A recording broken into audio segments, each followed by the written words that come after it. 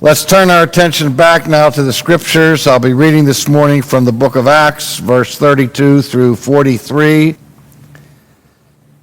Now it came to pass, as Peter went through all parts of the country, that he also came down to the saints who dwell in Lydda. And there he found a certain man named Aeneas, who had been bedridden 8 years and was paralyzed. And Peter said to him, Aeneas, Jesus the Christ heals you. Arise and make your bed. And then he arose immediately. So all who dwelt at Lydda and Sharon saw him and turned to the Lord. Now at Joppa there was a certain disciple named Tabitha, which is translated Dorcas. And this woman was full of good works and charitable deeds which she did. But it happened in those days that she became sick and died. And when they had washed her, they laid her in an upper room. And since Lydda was near Joppa, and the disciples had heard that Peter was there, they sent 2 men to him, imploring him not to delay in coming to them. And then Peter arose and went with them. And when he had come, they brought him to the upper room. And all the widows stood by him weeping, showing the tunics and garments which Dorcas had made while she was with them. But Peter put them all out and knelt down and prayed. And turning to the body, he said, Tabitha, arise. And she opened her eyes, and when she saw Peter, she sat up. Then he gave her his hand and lifted her up. And when he had called the saints and widows, he presented her alive. And it became known throughout all Joppa, and many believed on the Lord. And so it was, he stayed many days in Joppa with Simon, a tanner. He who has ears to hear the word of God, let him hear it. We know that in the first century Christian community, that the church in Jerusalem was led chiefly by the Apostle Peter. He became preeminently the apostle to the Jews, while Paul had been set aside to be the apostle to the Gentiles. Now, obviously, Peter also had ministry to Gentiles, and Paul also had ministry to Jews, but the difference was the chief emphasis of each was different. And we know that Paul went on many missionary journeys to the Gentile nations that we'll be looking at, God willing, in the days ahead. But today's text opens with the record of Peter going all about the nation and the countryside of Israel, visiting the villages where the gospel had been taken outside of Jerusalem, and, as it were, ministering to these little congregations that were scattered all throughout the land. And Luke tells us that Peter now is making his way back towards Jerusalem, heading south, and he comes to this village of Lydda, which was the New Testament name for the Old Testament town of Lod. And it was significant for its location, being about halfway between Jerusalem and the Mediterranean Sea, where the Jews had their chief seaport at Joppa. You can look at it in your map. If you have a Bible with you, you can look at the map in the back of the Bible to see where it was situated. If you're numbered among the elect, all you have to do is look at the bottom of the text page of the New Geneva Bible or the Reformation Study Bible, and you'll have a little insert there that'll show you where this town was. It was just a few miles from Emmaus, where the disciples had walked from Jerusalem after the resurrection to the village of Emmaus, and a little bit south of Arimathea, from which Joseph had come. And so Peter comes to this place, and he found a certain man named Aeneas, and we are told he had been bedridden for 8 years and was paralyzed. And the man was paralyzed to such a degree that he wasn't able to walk, he wasn't able to move about, he was confined to his bed for 8 years. And as Jesus had healed a similar paralytic during his earthly ministry, now Peter looks at this man with compassion, and listen please to what he says to this paralyzed man. He said to him, Aeneas, Jesus the Christ heals you. Or it could be translated, is healing you. That is, at that moment. Arise and make your bed. I find that last portion somewhat significant. He doesn't just tell the man to get up from his bed, but he said, as soon as you get up out of your bed, I want you to make your bed. Sounds like my mother. Although it didn't work. I had an aunt that lived with us, and every morning after I got up, she made my bed. And when my aunt moved away, my grandmother moved in, and she continued to spoil me and made my bed. And the only time in my life I ever made my bed was when I was in college. But after I got married, my wife took care of that. And to this day, I still don't make my bed. You know, I've often thought it's sort of a useless thing anyway. I mean, you go to bed at night, you get up, you're going to go back into the bed again later on the day. Why go to all the muss and fuss to tidy it up and so on? But being how people are, creatures of organization, most people get their bed made. But this man wasn't able to make his bed for 8 years. I'm sure there were occasions when his friends or his family would come and turn him on this mat in which he lay and change the linens around him while he was there in this paralyzed state. But now Peter says, get up. And it's time to make your bed. Because it's not something that you're going to have to be lying in 24 hours a day, ever again. Why? He said, because Jesus the Christ is healing you. Now there's another way we could translate that sentence. It would be this: Jesus the Christ, at this moment, Aeneas, is making you whole.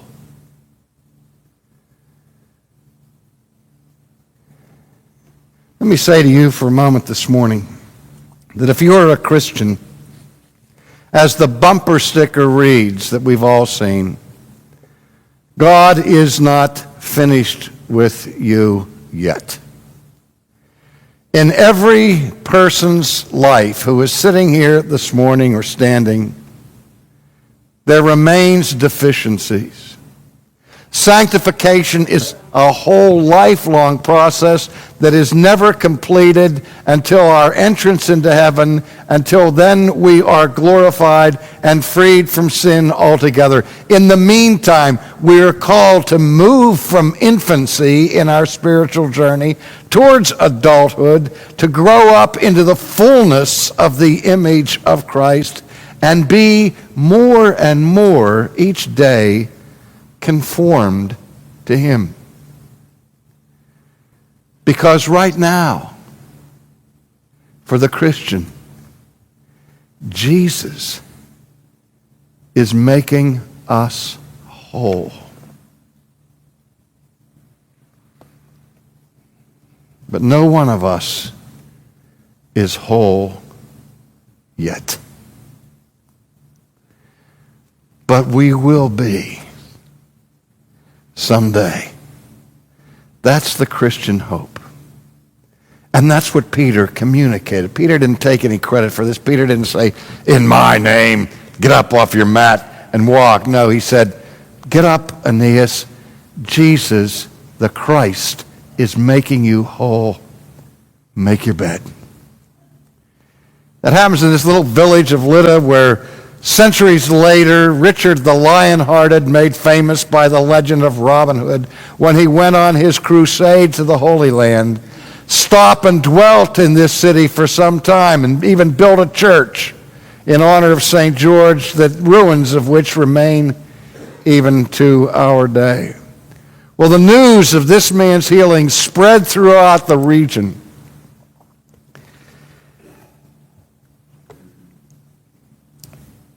And then we read next that at Joppa, on the seacoast, there was a certain disciple named Tabitha. There was a disciple there named Tabitha. There was a lady there whose name was Tabitha. Tabitha. You're in the Bible. Did you know that? Your brother is too, Uriah. But Tabitha we meet now, whose Aramaic name was Tabitha, and her Greek name was Dorcas. Listen to this description of this woman. How would you like to have this for an epitaph? The woman was full of good works and charitable deeds, which she did. But it happened in those days that she became sick and died. So when they had washed her, they laid her in an upper room. And since Lydda was near Joppa, and the disciples had heard that Peter was there, they sent 2 men to him, imploring him not to delay in coming to them. And Peter arose and went with them. And when he had come, they brought him to the upper room. And all the widows stood by him weeping, showing the tunics and garments which Dorcas had made while she was with them. Now, do you get the picture? Peter is summoned, just as his Lord had been summoned to Bethany recently on the occasion of the death of Lazarus, his friend. And we have John's account how Jesus ventured then to Bethany and raised Lazarus from the dead. So now the alarm is sent to Peter, and he comes the 10 miles or so to see about this woman who had died. And when he gets there, there's this crowd of people. And the crowd is made up mostly of widows. And we learn now what Luke meant when he said that this woman was given to charity and filled with good works. What she had done was made garments constantly of tunics and blouses and other forms of clothing to distribute to the widows. And so now, to honor her in her death, the widows of the community came to the home where she had been laid out for her funeral viewing, as it were. And they brought with them the garments that Tabitha had sewn for them. We don't want to miss this, because remember what Jesus' brother James said, that the essence of true religion is the care of widows and orphans. And there is a special compassion from Jesus towards those who suffer the loss of their mate, particularly the women who lose their husbands. And we are to give special concern to minister to those people. And here, this woman, Tabitha, had done just that. And so now Peter sees all these women gathered around, and they're weeping and wailing because of this woman's death. And he excuses himself from them, and he says to them, "Please leave." He wants to go into the room and be alone with the corpse of Dorcas or Tabitha. Interestingly enough to me, the name Tabitha meant gazelle or antelope. And when you think of a gazelle, you think of an animal that's graceful, that moves with rapidity and ease. But now, this gazelle is dead and inert and lying in view on this bed. Peter, we are told, after he put the women outside, he went into the room and he knelt down and he prayed. It doesn't say he did that with Aeneas. It's one thing to heal somebody that's been paralyzed for 8 years. That's hard enough. It's another to raise somebody from the dead. This time, Peter gets on his knees and he starts to pray earnestly. And then we are told by Luke that he looks over at the body. He looks at the corpse in his presence and begins to talk to it. And he says, Tabitha,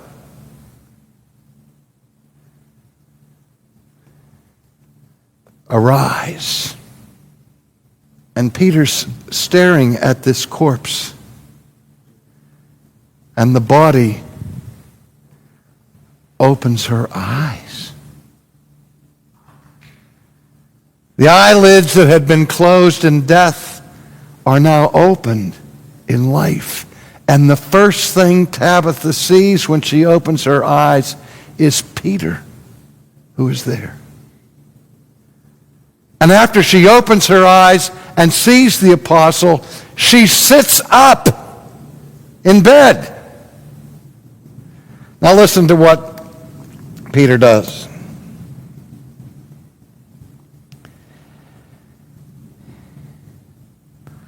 Then he gave her his hand and lifted her up. And we called the saints and the widows. He presented her alive. Now, ladies and gentlemen, we can misunderstand the idiom that's here.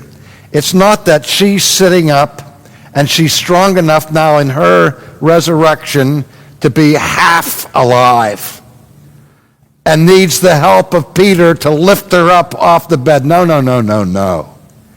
For Peter, this was an act of chivalry, where this woman, who was so well known for her good works and for her charity and kindness, and whom everybody loved, and was now alive again, Peter reaches out his hand. Says, let me take your hand. And helps her to get up and escorts her to the door, opens the door, and presents her alive to her friends. I mean, what would you have given to have been in that group and see that door open and watch Peter standing there holding the hand of this woman who is now vibrant and alive with her eyes wide open? Well, the story of that spread all around the area, just as the healing of Aeneas. And we're told then that Peter stayed there many days. Many believed in the Lord. And he stayed in Joppa with Simon, a tanner, whom we'll mention more about, God willing, next week. This is the Jesus that we're here to adore, to worship. This is the Jesus who sets his table before you. This is the Christ who is making you whole. And one of the means by which he makes us whole is by feeding us and strengthening us and healing us through his word and through the sacrament. And he is here. And sometimes when we read these stories and we think about all the years that separate us from apostolic days, we think, oh, if only he were here now. But he is here. And he's here to feed you himself.